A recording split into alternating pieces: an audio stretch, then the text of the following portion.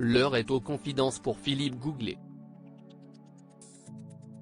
Aux commandes de la nouvelle saison de Des trains pas comme les autres sur France 5, le célèbre présentateur a accordé une interview exclusive à nos confrères de Télévision Magazine. L'occasion pour lui de livrer d'étonnantes anecdotes sur son immense carrière et ses innombrables voyages. L'un d'eux orchestré en Indonésie a d'ailleurs eu le mérite de le marquer. Aux manettes de la 13e saison de Des trains pas comme les autres sur France 5, Philippe Googlet espère émerveiller ses fidèles téléspectateurs avec les voyages qu'il s'apprête à dévoiler. Depuis 2011, le journaliste prend plaisir à piloter son incontournable programme qui lui permet d'assouvir sa plus grande passion, vagabonder aux quatre coins du globe.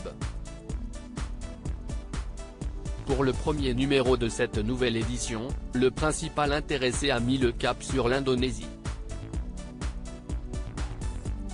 6 ans auparavant, il avait déjà pris plaisir à découvrir ce joli territoire.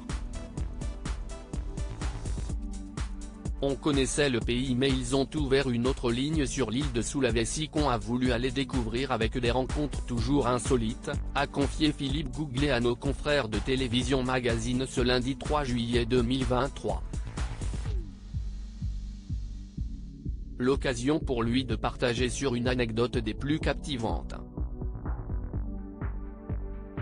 À en croire ses récentes confidences, ce tournage en Asie a été riche en surprises. On est allé à la rencontre du peuple Taraja qui vit à Sulawesi. Ils ont un rapport à la mort qui est plus que particulier. Quand quelqu'un meurt, le défunt reste plusieurs années à la maison et il n'est pas considéré comme décédé. Les enfants viennent lui faire des câlins, on lui apporte du café. Une coutume qui lui était totalement étrangère, si est complètement dingue. Inimaginable pour nous. Il est dans un cercueil dans une pièce. Mon hôte l'a ouvert devant moi et j'ai vu une momie conservée, si est impressionnant et très troublant. Au cours de ses périples, Philippe Googlet aime se nourrir des innombrables rencontres qu'il peut orchestrer avec ses équipes. À Jakarta, on a rencontré un garde-barrière qui lève et abaisse la barrière manuellement.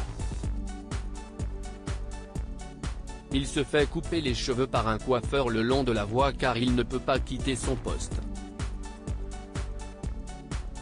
Et dès qu'un train arrive, il se lève, va gérer sa barrière et revient s'asseoir pour sa coupe de cheveux. Si est surréaliste. Visage incontournable dans les médias, Philippe Googlet n'est pas peu fier de se démarquer avec le concept de son émission. J'ai toujours voulu une bonne part d'impro car ça donne une émission naturelle.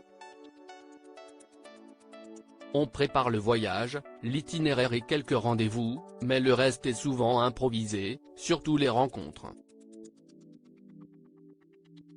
Visiblement, l'animateur fourmille d'idées quant à ses prochaines éditions. Ce serait intéressant d'aller voir la Corée du Nord. Mais si est très difficile d'accès et on n'aurait pas de liberté de mouvement. Je ne pense pas qu'on puisse faire ce que l'on veut et le documentaire sera contraint. Ce serait compliqué d'en sortir quelque chose de bien.